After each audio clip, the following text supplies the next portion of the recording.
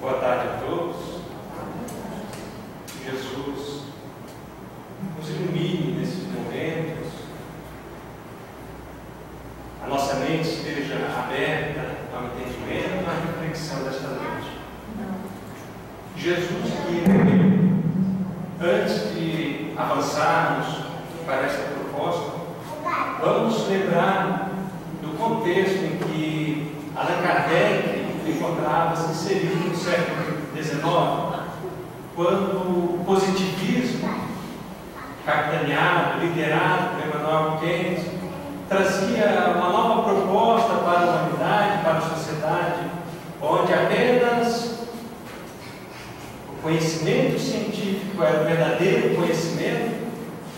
Entrava-se então o positivismo em conflito direto com a religião institucionalizada, estabelecida à sua época, ao ponto de o pensamento positivista da época questionar a existência de Deus,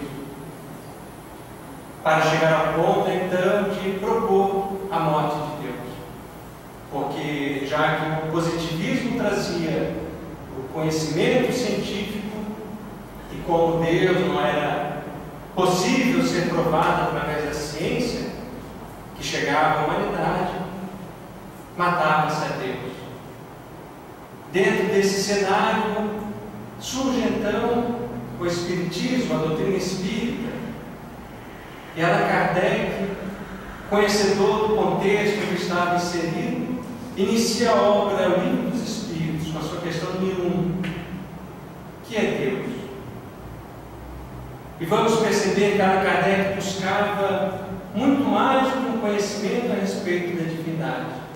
Allan Kardec buscava estabelecer um novo princípio da religiosidade. Não a religiosidade estabelecida, institucionalizada, mas uma religiosidade de uma ligação entre a criatura, entre o homem e Deus.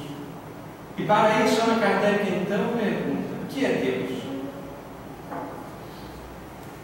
E a maioria de nós, todos nós, já conhecemos a resposta. Deus é a inteligência suprema, a causa primária de todas as coisas. Portanto, se o conhecimento científico surgia e o homem pensara ser detentor de toda a inteligência intelectual, os Espíritos vêm dizer que não.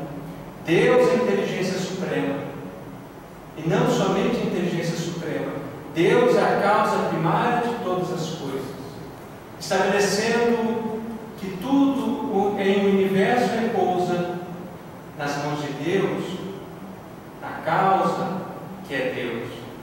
E Allan Kardec segue essa primeira parte do Livro dos Espíritos, onde ele vai estabelecer os atributos de Deus, e quando ele busca ampliar o conhecimento a respeito da divindade, os Espíritos lhe falam: para avançar na compreensão de Deus, falta-lhe um sentido. E Allan Kardec então compreende que para a nossa compreensão a respeito da divindade, basta-nos então a proposta de Jesus, que Deus é nosso Pai, porque é o Criador, a causa primária de todas as coisas, e a inteligência suprema e insuperável que rege todo o universo, do micro ao macrocosmo. E Allan Kardec vai seguindo o Livro dos Espíritos e abre a terceira parte, na questão 614 do Livro dos Espíritos. Ele vai perguntar então: o que se deve entender por lei natural? Porque muito se falava a respeito de uma lei de Deus que estava aqui e acolá. E ele pergunta: o que se deve entender por lei natural? Os Espíritos respondem: a lei natural é a lei de Deus, é a única verdadeira para a felicidade do homem. Indica-lhe o que deve fazer ou deixar de fazer, e ele só é infeliz quando dela se afasta. Portanto, a lei natural é a lei de Deus, é a única verdadeira para a felicidade do homem. E esta resposta nos traz várias reflexões. Se o homem só é infeliz porque se afasta da lei de Deus. A lei de Deus vai nos dizer o que devemos e o que não devemos fazer. E Allan Kardec então segue. Quando estabelece então que há uma lei divina, que há uma lei de Deus, Allan Kardec busca na questão 621, onde está a lei? Onde está escrita a lei de Deus? Será que está na Torá do judaísmo, no Novo Testamento, no cristianismo, no Alcorão? Já que cada povo dizia ser detentor de um livro sagrado, de um livro que contém as leis de Deus, e que o homem só vai alcançar o cumprimento da lei de Deus com o conhecimento daquele livro. Por isso Allan Kardec pergunta: onde está escrita a lei de Deus? Os Espíritos respondem, e todos nós também já conhecemos: na consciência. Trazemos na consciência a lei divina, a lei natural, a lei de Deus, toda ela escrita na nossa consciência, nos indicando o que devemos e o que não devemos fazer. Quando cumprimos, experimentamos a felicidade. Quando a descumprimos, experimentamos a infelicidade. Mas Allan Kardec vai adiante e desdobra essa questão no item A, quando ele pergunta: visto que o homem traz em sua consciência a lei de Deus, que necessidade havia de lhe ser ela revelada? E a pergunta de Kardec é muito lógica, muito racional, porque se trazemos a lei divina na nossa consciência, portanto possuímos a lei divina gravada na nossa consciência, qualquer necessidade de vir de tempo em tempo os reveladores, a revelação da lei divina. E os Espíritos dizem: ele, o homem, a esquecera e a desprezar. Quis então Deus que lhe fosse lembrado. Portanto, nós, o homem, não somente esquece a lei divina que está na consciência, mas a despreza, o que é mais grave. Portanto, diante disso, Deus envia de tempo em tempo os seus missionários, os seus espíritos superiores, para vir, de acordo com o contexto que estão inseridos, revelar a pouco e pouco a lei divina, para que nós, em contato com essa revelação, pudéssemos lembrar aquilo que está na nossa consciência e praticássemos. E Allan Kardec segue o seu questionamento. Já que está estabelecido uma lei divina que está na nossa consciência, e que nós, homens, esquecemos e desprezamos esta lei, pergunta Allan Kardec na questão 625: qual o tipo mais perfeito que Deus tem oferecido ao homem para lhe servir de guia e modelo? Também já conhecemos essa resposta: Jesus. Jesus, então, passa a ser guia e modelo da humanidade, passa a ser nosso guia e modelo, Espírito mais perfeito. E Allan Kardec faz uma nota a esta resposta, quando ele diz: para o homem, Jesus constitui o tipo da perfeição moral que a humanidade pode aspirar na terra. Deus nos oferece como o mais perfeito modelo, e a doutrina que ensinou é a expressão mais pura da lei do Senhor, porque sendo Ele o mais puro de quantos tem aparecido na terra, o Espírito divino o animado. Portanto, Allan Kardec vem nos dizer que Jesus é para o homem o tipo da perfeição moral, a perfeição a que cada um de nós deve aspirar na terra. É um modelo. E vai dizer ainda o codificador: Deus oferece Jesus como o mais perfeito modelo, e a sua doutrina, os seus ensinamentos, são a expressão mais pura da lei do Senhor. E quando nós percebemos na fala do codificador que Jesus vem trazer a lei divina, a lei de Deus. Jesus vem, na realidade, nos guiar ao encontro daquilo que já está gravado na nossa consciência. Portanto, o Evangelho de Jesus, como uma manifestação da lei divina, nos serve de guia para o alto encontro. Em praticando os ensinamentos de Jesus, estaremos praticando a lei de Deus, a lei divina. E assim fazendo, experimentando a felicidade. Quando nos afastamos da lei divina, manifestada no Evangelho de Jesus, vamos experimentar a infelicidade. Portanto, Jesus vem, num primeiro momento, manifestar a lei divina e nos guiar ao encontro da nossa própria consciência, ao encontro da lei divina que está gravada na nossa consciência. E Allan Kardec, então, na conclusão do Livro dos Espíritos, no item 8, ele vai trazer. Pergunta a algumas pessoas: ensinam os Espíritos qualquer moral nova, qualquer coisa superior ao que disse o Cristo? Se a moral deles não é senão a do Evangelho, de que serve o Espiritismo? Não. O Espiritismo não traz moral diferente da de Jesus.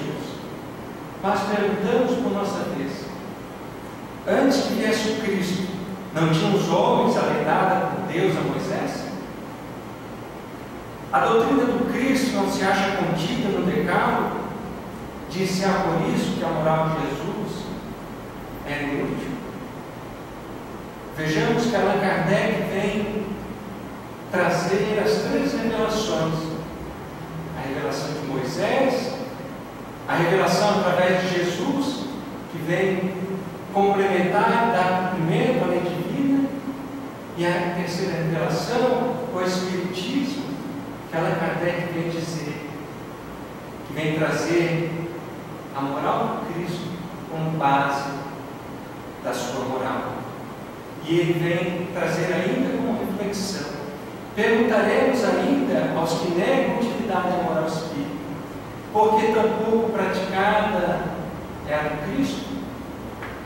E por que exatamente os que com justiça lhe proclamam a sublimidade são os primeiros a violar o preceito capital da caridade universal?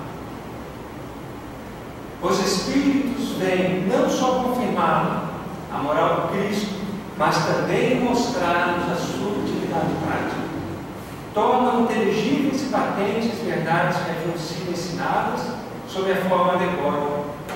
E justamente com a moral trazem-nos a definição dos mais abstratos problemas da psicologia. Jesus veio mostrar aos homens o caminho do verdadeiro bem.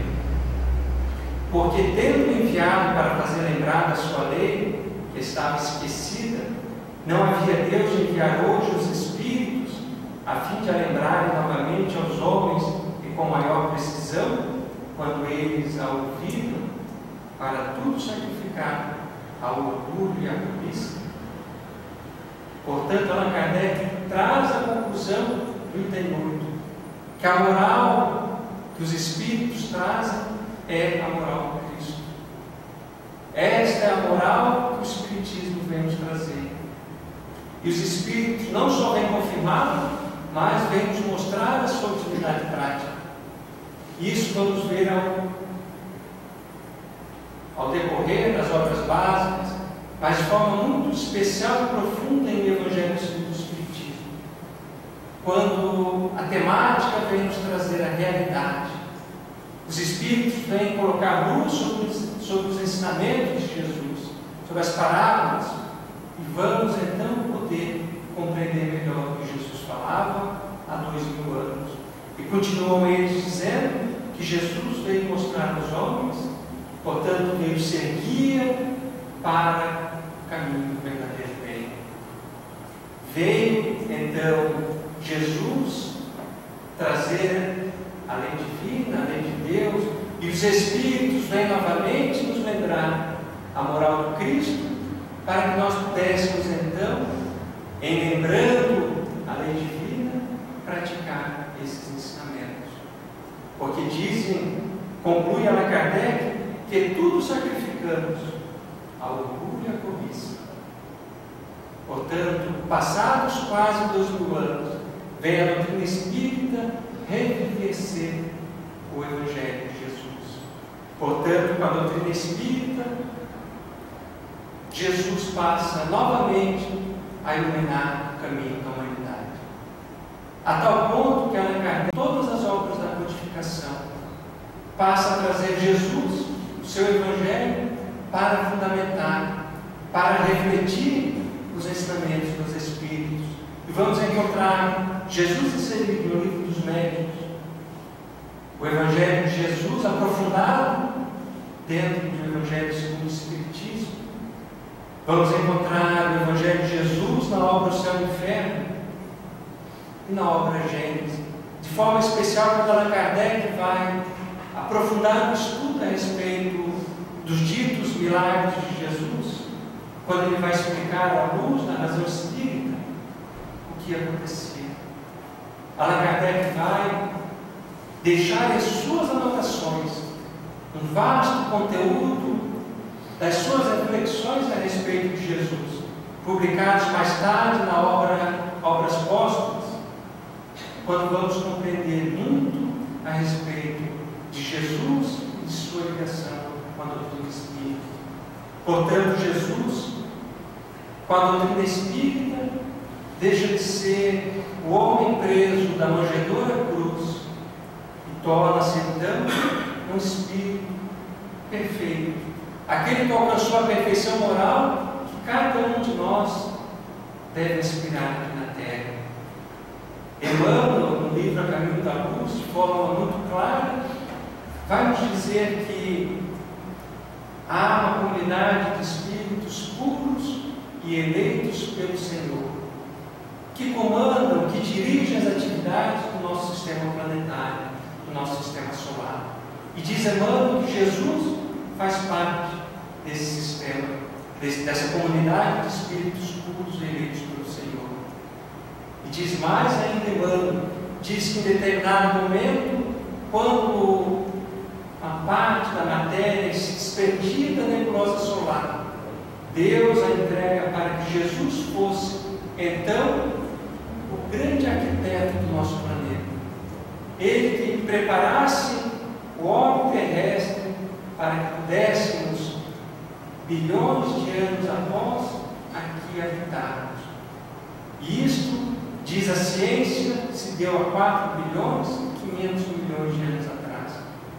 Jesus, naquele tempo, já era um espírito que alcançara a perfeição, o grau de espírito puro. Portanto, Jesus assim nos apresenta a doutrina espírita. O Espírito guia e modelo de cada um de nós. E vamos trazer para a reflexão aqueles questionamentos de Allan Kardec na conclusão do Livro dos Espíritos, no item 8. Aquelas interrogações que devemos fazer e responder na nossa consciência. Por que tão pouco praticada a moral do Cristo? Já que a doutrina espírita nos apresenta esse espírito puro, que alcançou a perfeição moral e que esteve conosco, nos deixando o seu Evangelho. Por que tão pouco praticada a moral do Cristo? E por que exatamente os que com justiça lhe proclamam a sublimidade, que reconhecem Jesus como guia e modelo, como espírito perfeito, são os primeiros a violar o preceito capital da caridade universal? Porque tudo sacrificamos ao orgulho e à cobiça?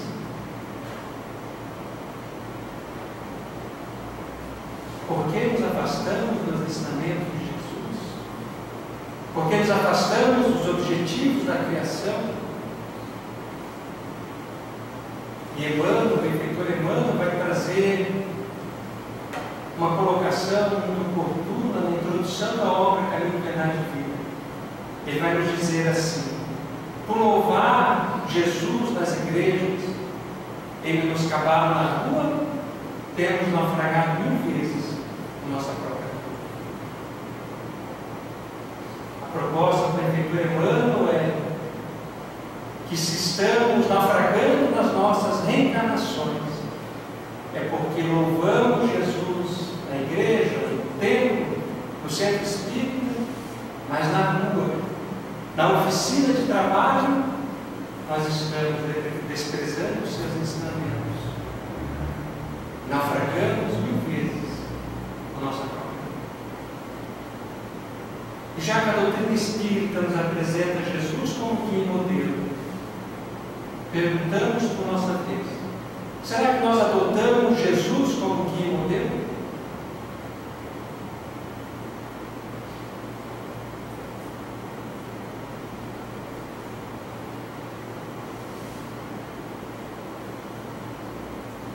Vamos trazer uma fala de Jesus no Evangelho de Mateus, capítulo 7, versículos 12 a 14, para aprofundarmos um pouco mais a nossa reflexão, com exercício prático para que nós possamos verificar como nós estamos adotando Jesus como guia e modelo.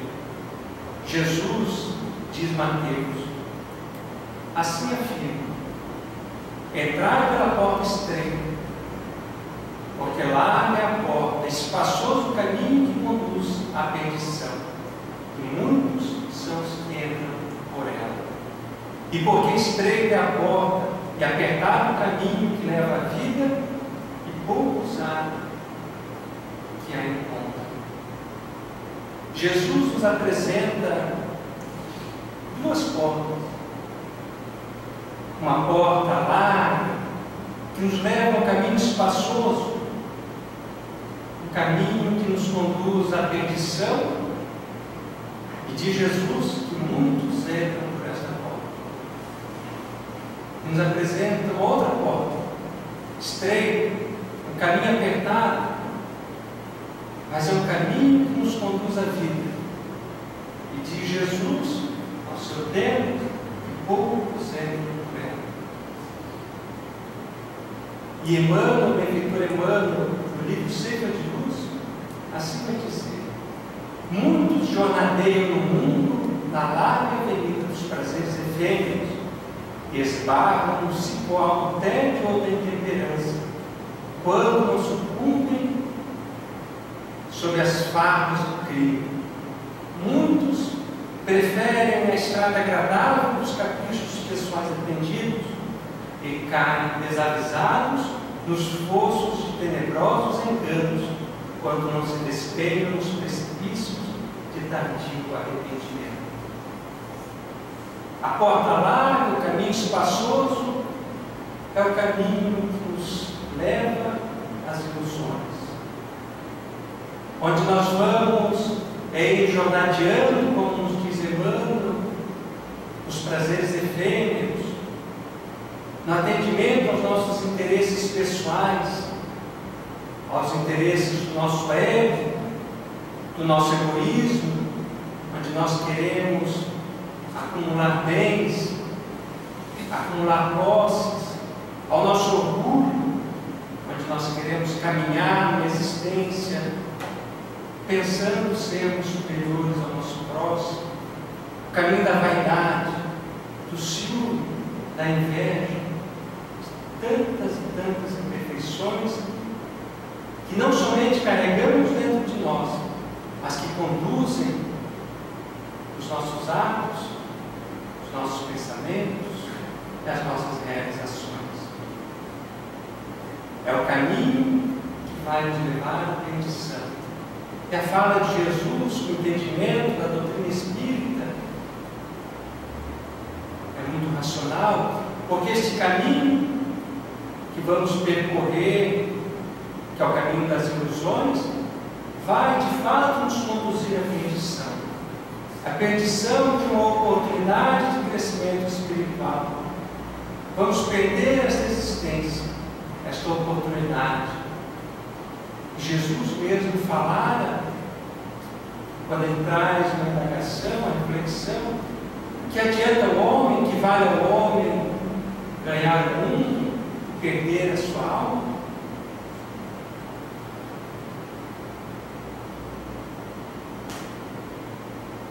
E Emmanuel vai dizer: a senda estreita a que se refere Jesus é a fidelidade que nos cabe manter limpo e constante no culto às obrigações assumidas diante do bem eterno. A porta estreita, o caminho apertado, é o caminho das nossas realizações, da nossa fidelidade aos compromissos assumidos diante de Deus. É o caminho das nossas provações, das nossas expiações, quando nós vamos expurgindo do nosso corpo, do nosso espírito, os débitos do nosso passado.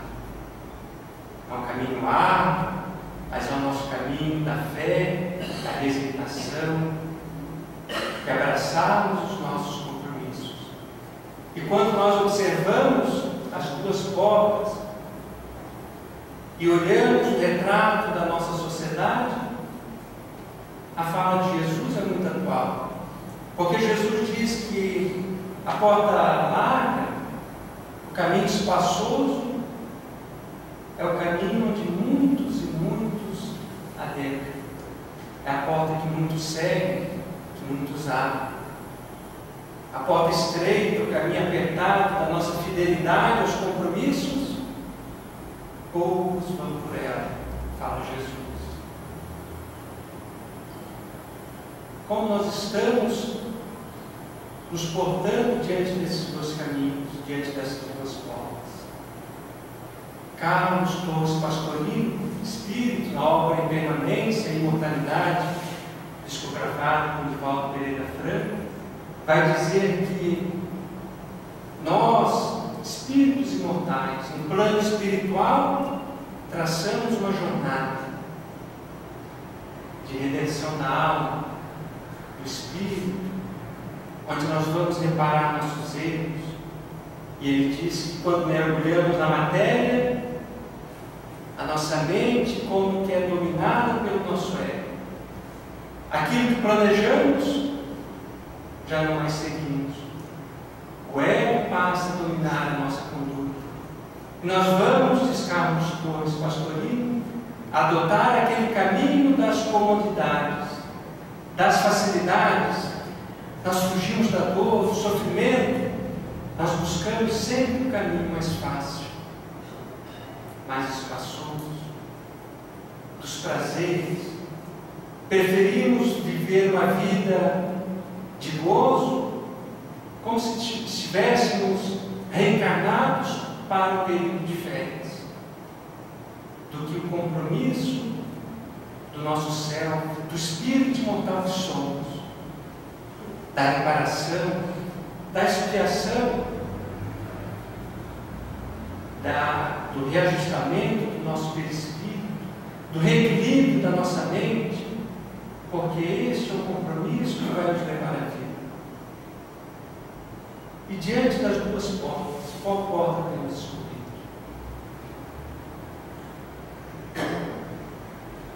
E são portas que se abrem e se fecham a todo instante diante de nós. E vamos trazer então Jesus, guia e modelo. Guia e modelo de cada um de nós. Qual porta Jesus optou seguir? Abrir e seguir pelo caminho. Jesus, evidentemente, escolheu a porta estreita, o caminho apertado, mas que era o caminho da sua fidelidade aos compromissos assumidos diante de Deus. Que é o caminho do amor, que é o caminho do cumprimento da lei divina. Portanto, Jesus, em toda a sua existência, vamos perceber que sempre optou pela porta estreita. Se estamos em dúvida qual porta, qual caminho devemos adotar, vamos seguir Jesus como nosso guia, Vamos abrir a porta do Cristo? Vamos adotar Jesus como guia? Em adotando Jesus como guia da nossa existência, desejando tomá-lo como nosso modelo, seguir pelos seus passos, vamos trazer também uma outra fala de Jesus. Agora no Evangelho também no Evangelho de Mateus, mas agora no capítulo 16, versículos 24 a 26. Quando tomamos a decisão de seguir Jesus, Jesus assim se refere: se alguém quiser vir após mim, renuncie-se a si mesmo, tome sobre si a sua cruz e siga.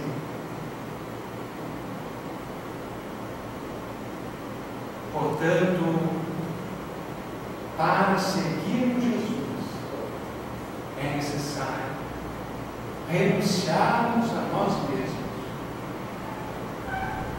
Fazemos outra pergunta, outro questionamento: qual é o nosso grau de renúncia? Será que Jesus propunha-nos a anulação da nossa individualidade? Renunciar à nossa individualidade para seguir? Evidentemente não.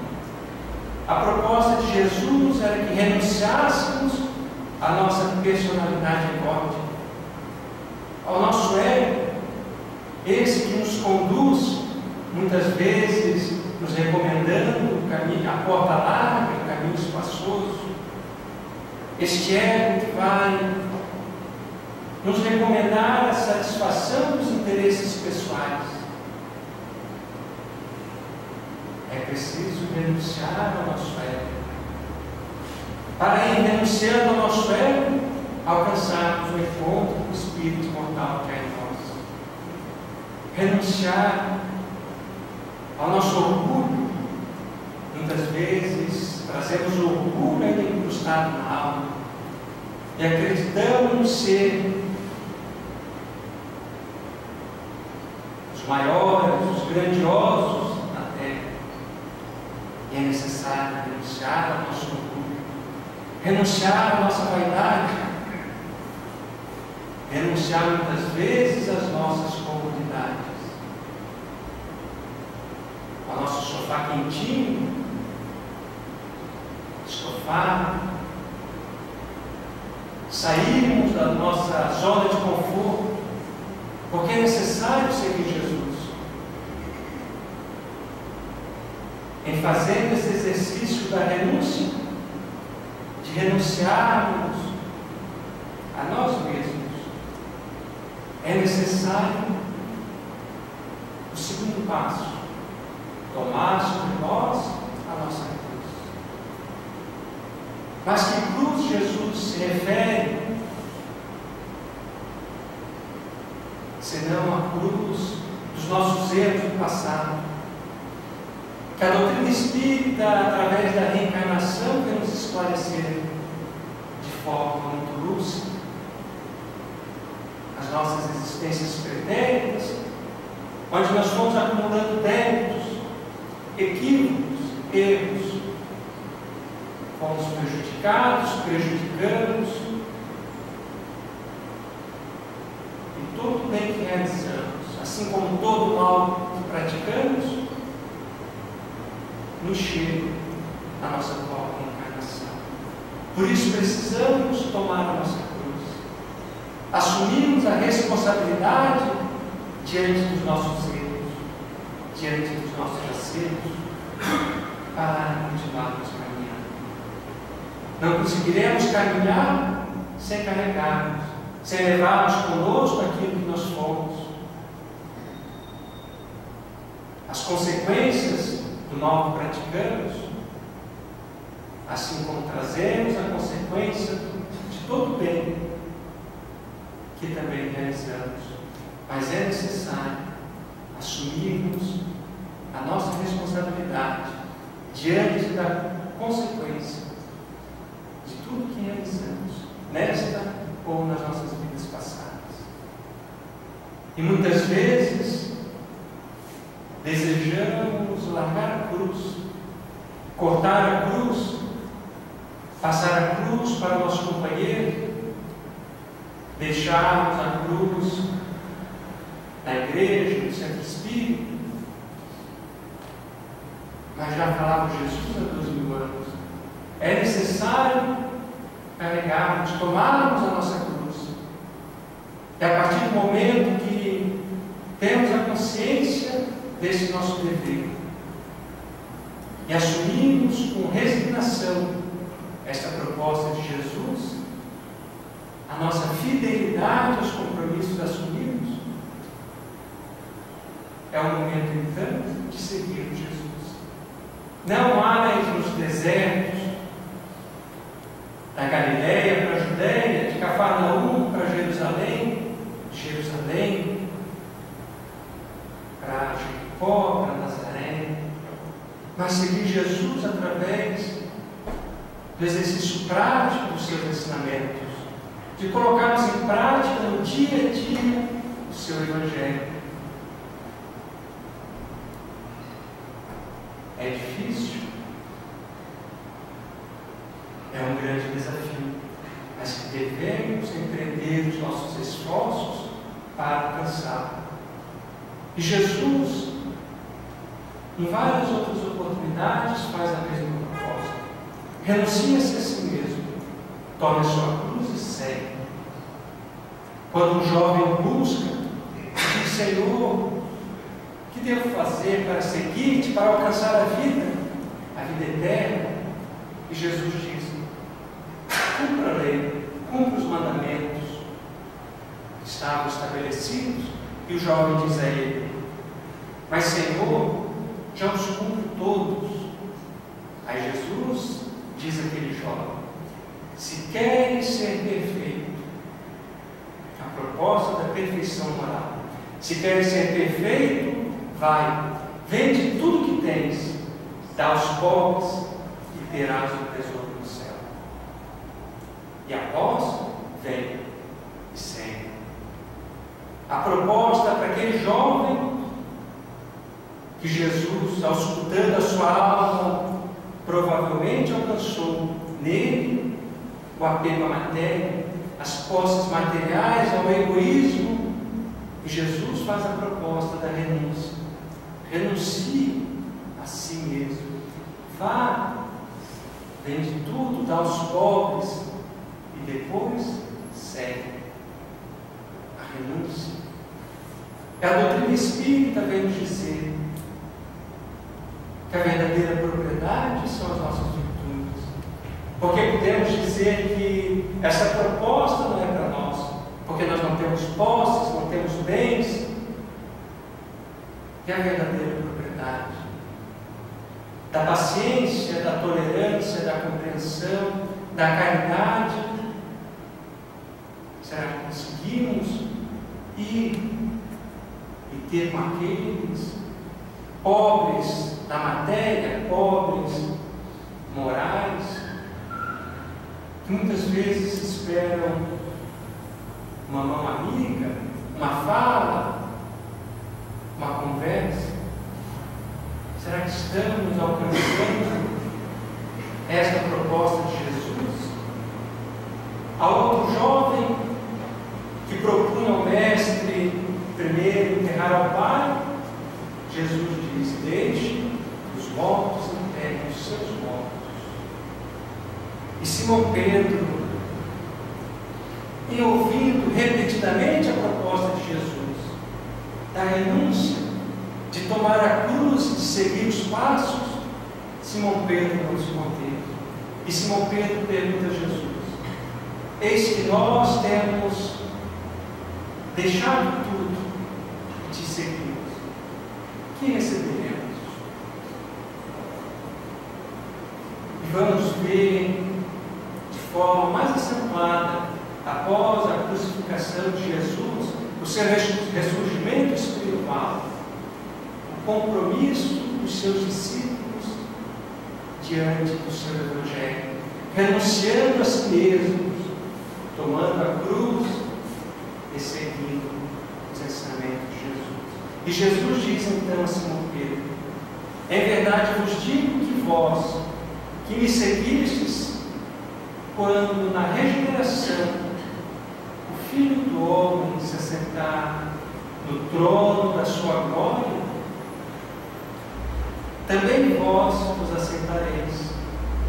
Ou seja, aquele que renuncia a si mesmo, toma a cruz e segue Jesus, tomando o caminho apertado da sua fidelidade aos compromissos, alcançará a perfeição moral, poderá conviver no plano espiritual com o próprio Jesus. Esta é a proposta de Jesus aos seus discípulos. E vamos pensar, ser muito difícil, mas vamos trazer aqueles que ao tempo de Jesus assim fizeram. Vamos pegar um Zaqueu, que detinha muitas posses, muitas propriedades, e em tendo contato com Jesus, na proposta do Mestre de dormir na sua casa, de lá estar, Zaqueu imediatamente diz: Senhor, venderei metade dos meus bens, e aqueles que extorqui, que defraudei, lhe restituirei o quadro. A renúncia. Zaqueu inicia ali o processo da sua renunciação.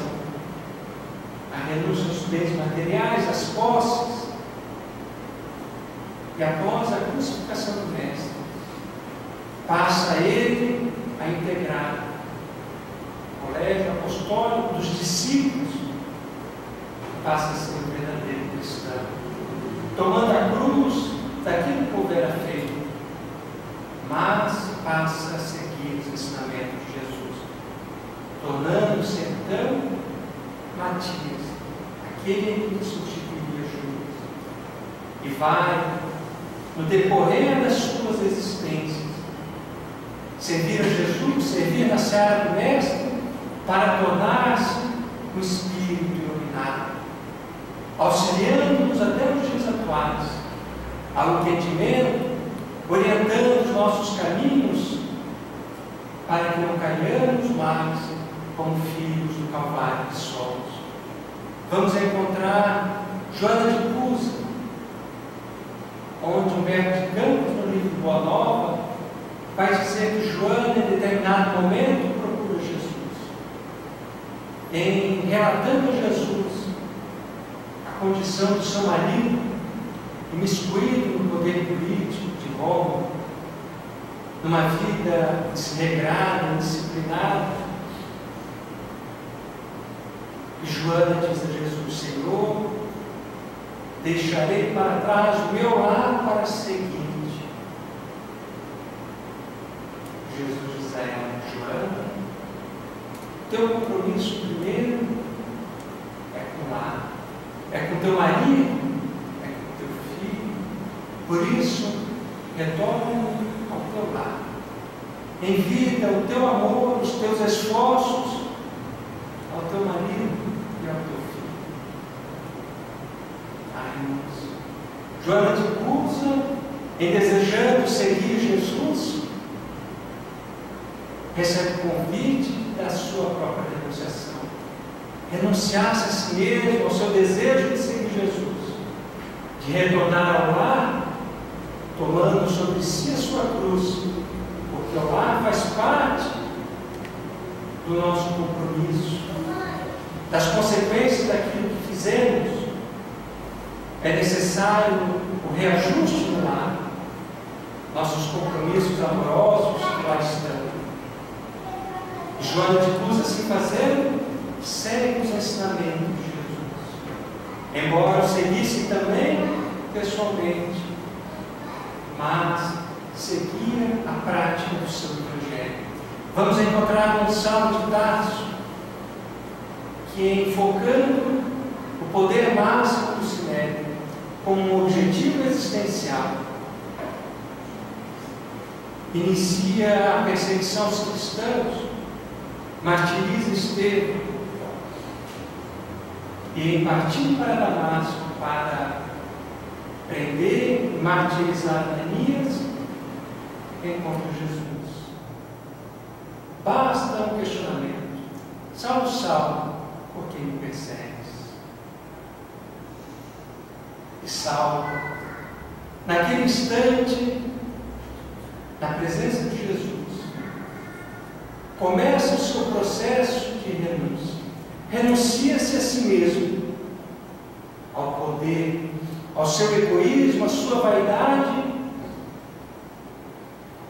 toma sobre si a sua cruz, porque vai para o deserto de Dan, vai refletir e começa a ter contato com os seus perseguidos. Ele vai perceber quanto mal houver realizado e vai experimentar a expulsão do lar pelo seu pai, a incompreensão daqueles que eram da sua raça,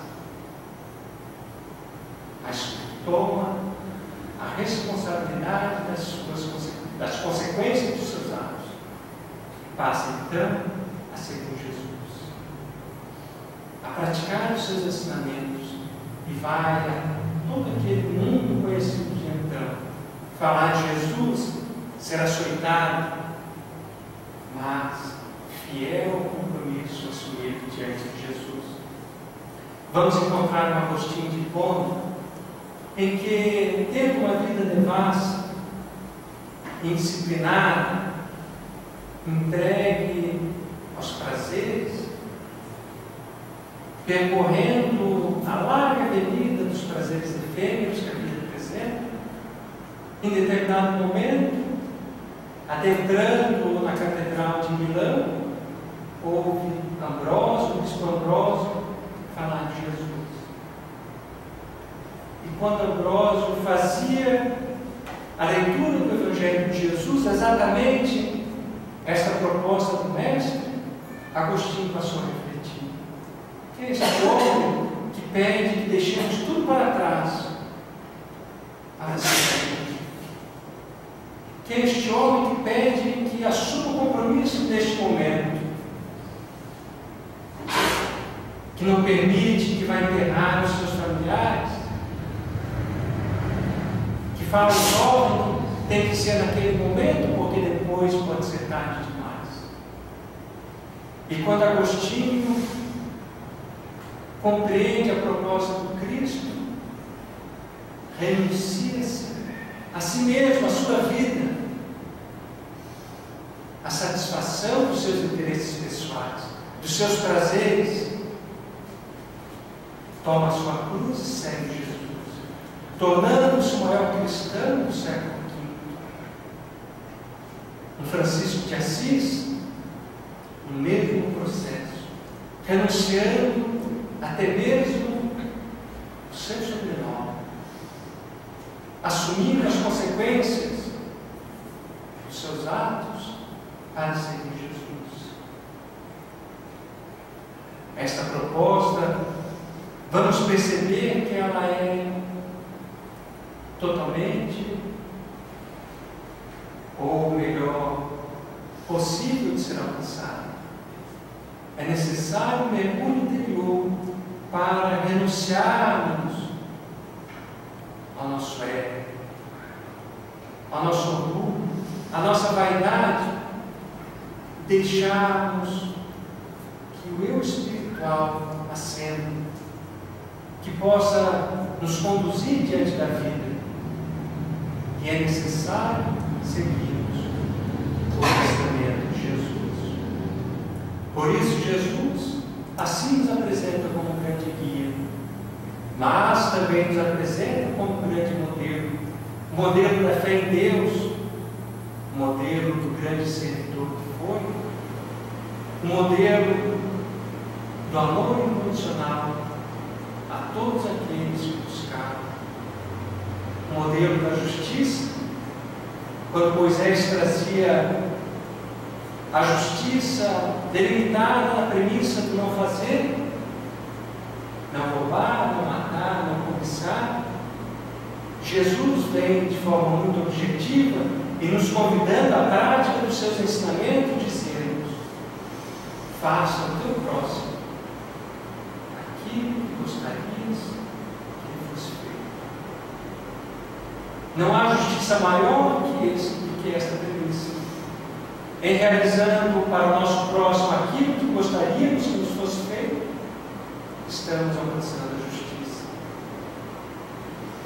Jesus vai ser esse grande modelo do amor, porque Jesus vai nos dizer que o maior mandamento, aquele que resume toda a lei e os profetas, é amar a Deus sobre todas as coisas e ao próximo como a si mesmo. Este é o modelo do amor.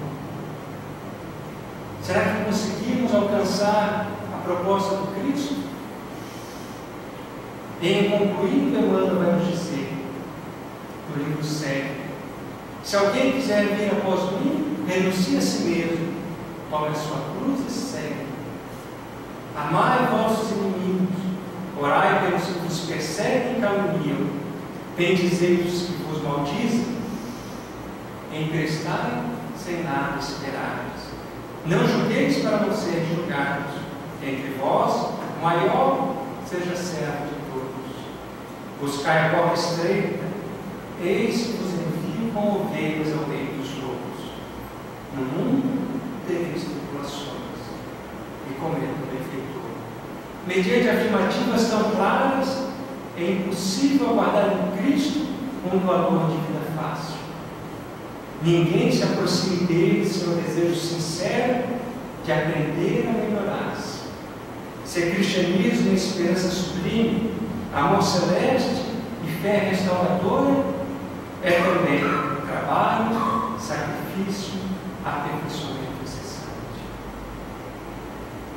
Que possamos, todos nós, a partir de hoje, diante de cada acontecimento da nossa existência, quando as portas, as oportunidades nos surgirem, que possamos avaliar a proposta melhor, que possamos ter Jesus como guia modelo, que possamos nos perguntar qual porta, qual caminho Jesus seguiu. E assim vamos obter a resposta. A lei divina que está na nossa consciência vai se manifestar, nos indicando o que devemos e o que não devemos fazer. Que possamos caminhar lúcidos no nosso papel diante da sociedade, desse grande potencial que trazemos em nós, a lei divina, mas que possamos sempre lembrá-la em nossas atitudes, em nossos atos, e jamais a desprezemos. Em seguindo Jesus como guia e modelo, como diz Emmanuel, não teremos vida fácil. Teremos um grande trabalho de aperfeiçoamento íntimo, de reforma moral, de crescimento espiritual. Mas, em adotando este caminho, apertado, estreito, com certeza alcançaremos a vida plena, a plenitude, e alcançaremos, inevitavelmente, a nossa ligação com Deus, na mais pura religiosidade, na proposta da doutrina espírita, na proposta de Jesus, quando Ele mesmo diz que para chegar, para alcançar Deus, Ele é o caminho, a verdade e a vida, o guia, o modelo de cada um de nós. Muito obrigado pela acolhida da casa, pela atenção de todos vocês, pela oportunidade de trazer a doutrina espírita e o Evangelho de Jesus. E que tenhamos todos um ano repleto e de plena realização em bem.